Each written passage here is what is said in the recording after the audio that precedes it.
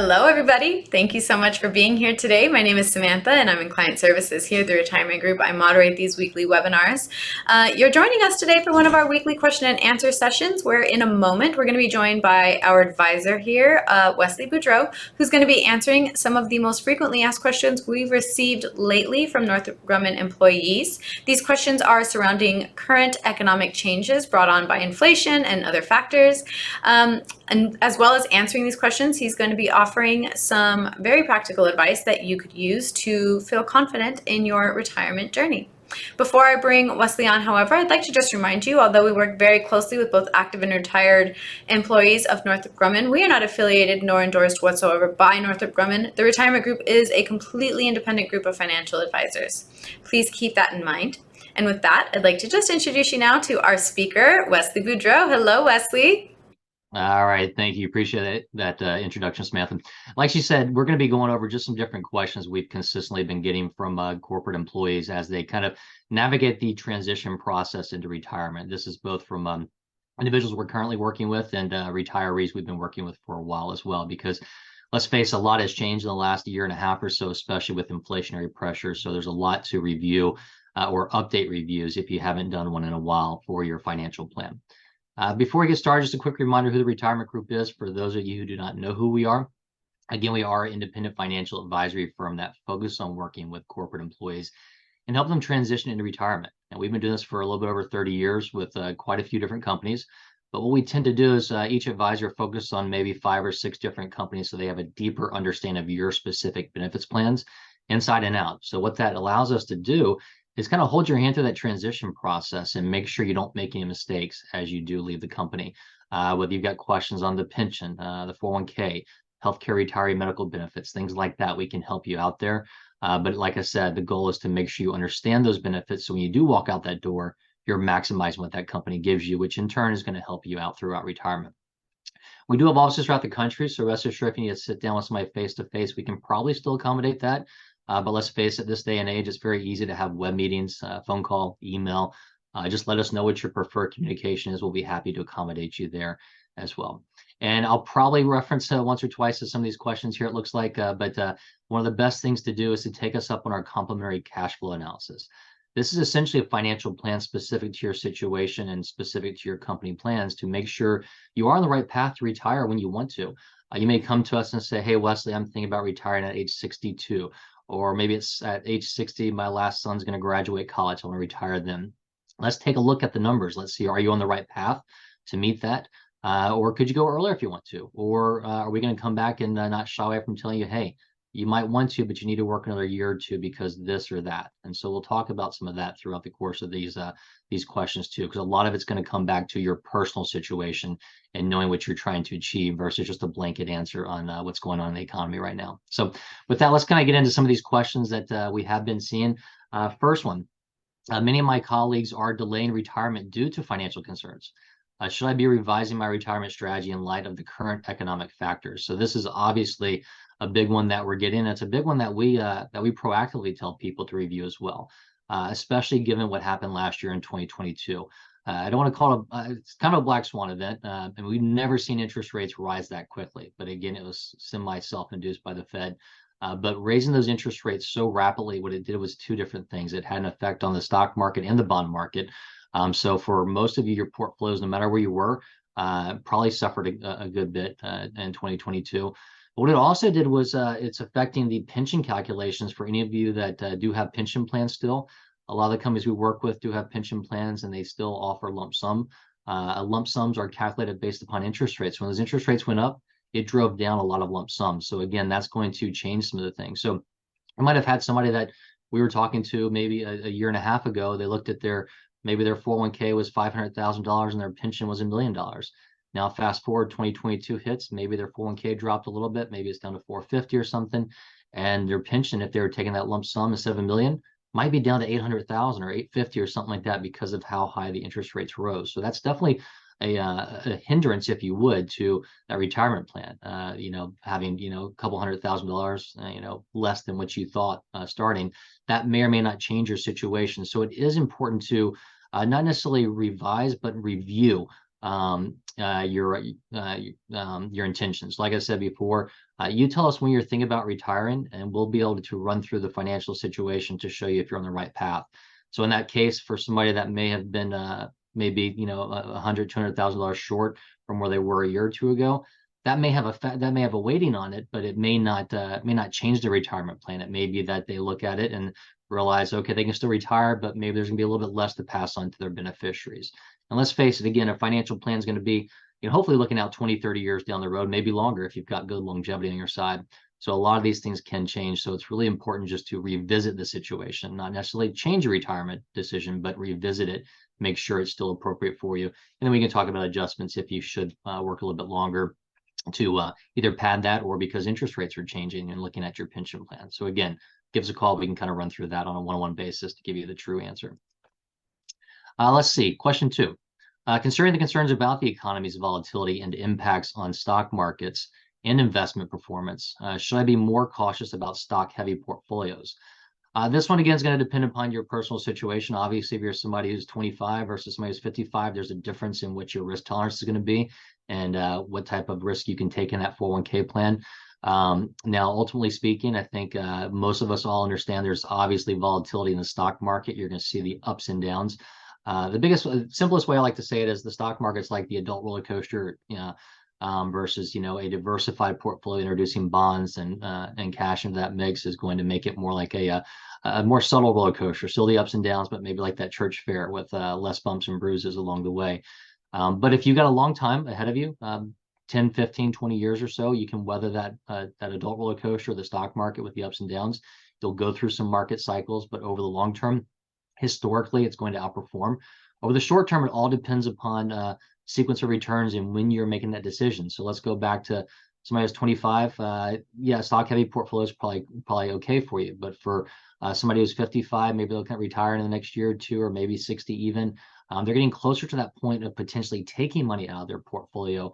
So you need to have a deeper analysis as to what you're trying to achieve there and whether or not it makes sense to keep that stock heavy portfolio. It could be that you've got other assets set aside, or maybe you're focusing on, hey, I'm going to take the pension as a lump sum. Let's consider that cash. So I'm okay being more stock heavy. That all goes into a review process that we provide for you by looking at that cash flow analysis, then backing into your 401k review or outside assets if you want to review those as well. We can let you know where you stand, if it makes sense for your risk tolerance, or if you should make any potential changes. Now, at the retirement group, we actually, on the stock side of things, we have a more value slanted focus. And that means we focus on companies that have been around for a long time, have consistently paid dividends, have a little more cash on hand to weather storms. So that's another situation. It's not just stock heavy or not. It's about where you're investing in that stock market. So if we go back to last year, 2022, when those interest rates rose so quickly, that's going to have a bigger effect on growth companies that are borrowing money to essentially continue to fuel their growth. Whereas companies that have been around for a while, are paying dividends, have cash on hand, are able to weather the storm better. So there tends to be a flight to quality there when things change as well. So again, yes, it's really important to understand where you specifically fit into the mix, and then we can look and determine whether or not you're too stock heavy or not. But for most of you that have kind of just run the course, kind of done your work and put your money in there and haven't made a change, chances are you might be a little bit too aggressive. So it's worth giving us a call to at least run a 401k review as well, or look at your overall assets to make sure it is in line with what you're looking to do. Another question. How might persistent inflation impact my retirement savings? Hopefully it's not too persistent for too much longer here. We don't want to go back to the 80s.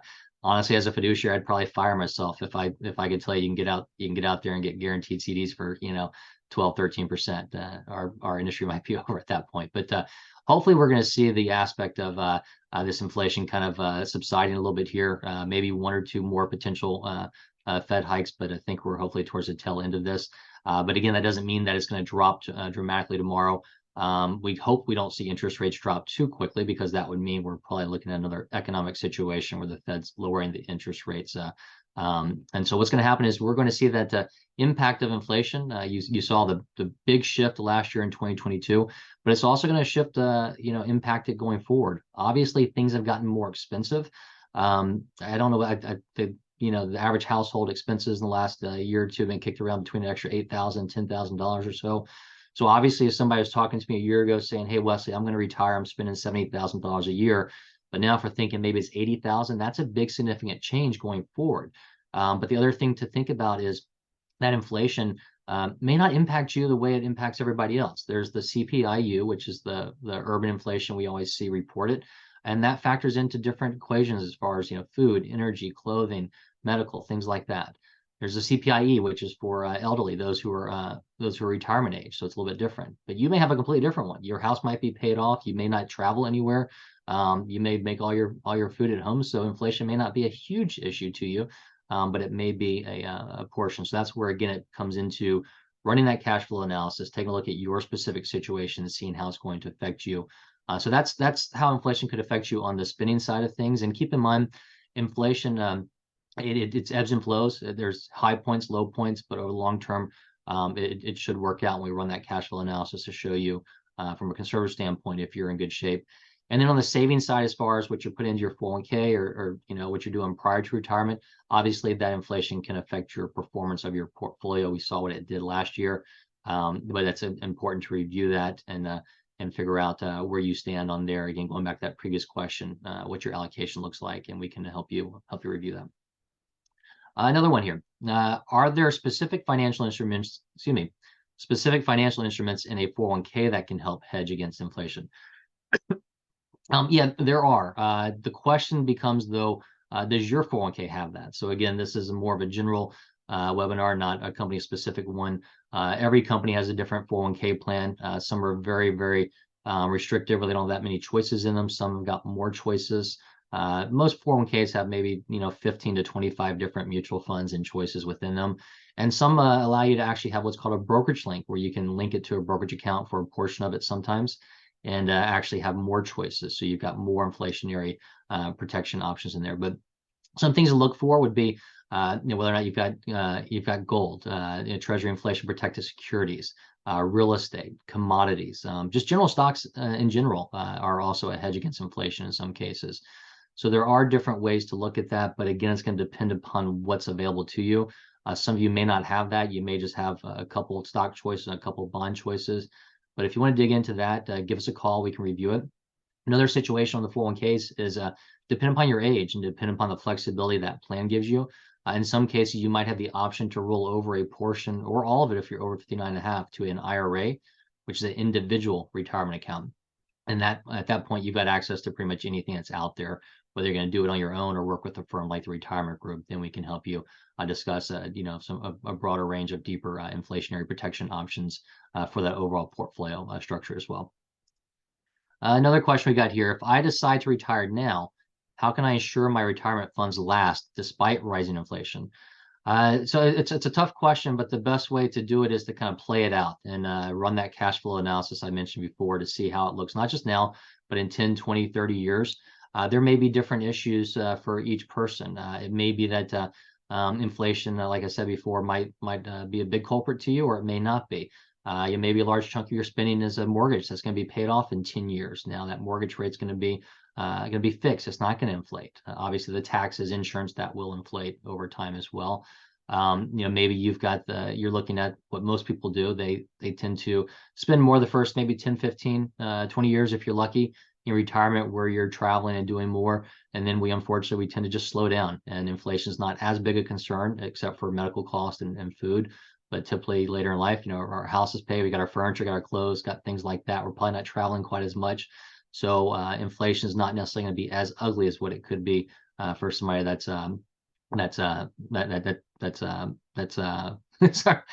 traveling more and more productive or getting out there a lot more. But as far as how that can also affect your funds, it gets back into the reviewing of the portfolio. So again, another thing to keep in mind is inflation can affect those portfolios. We saw that happen. So another aspect to think about is maybe compartmentalizing your portfolios once you retire, focusing on figuring out, okay, let's have a conservative portfolio for the next 5 years of expenses, and let's look at something that's going to be more growth oriented or balanced with a blend of growth and income for farther down there. There's a lot of different ways to look at it, but the best way is to kind of know, what are you trying to solve for, what's your spending, and then we can back into what are some choices for you and what's the best portfolio structure to look at for you, whether it be within your 401k plan or whether it be within an IRA or other accounts we could help you out with personally as well. Let's see, we got to know, how do rising interest rates from high inflation impact bond holdings in my retirement portfolio.